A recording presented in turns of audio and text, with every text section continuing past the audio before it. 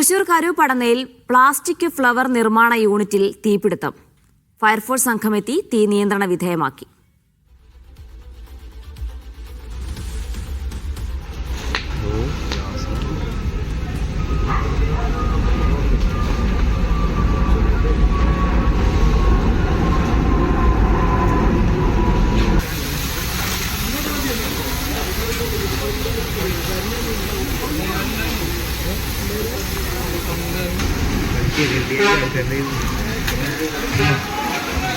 നടരാജ് ചേരുന്നുണ്ട് വിശദാംശങ്ങൾ നൽകാൻ. നടരാജ്, എങ്ങനെയാണ് തീപിടുത്തം ഉണ്ടായത്? ഇപ്പോഴത്തെ സാഹചര്യം എന്താണ്?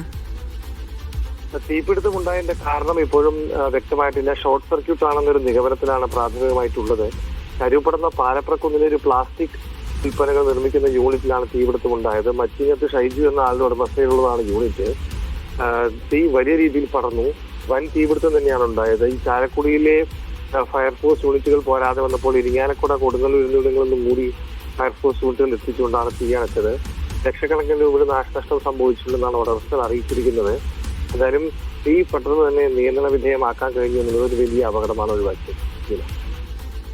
ശരി, ഏതായാലും തീ നിയന്ത്രണ വിധേയമായി എന്നതാണ് ആശ്വാസകരം. നടരാജ് പരശുറാമാണ് വിശദാംശങ്ങൾ നൽകിയത്.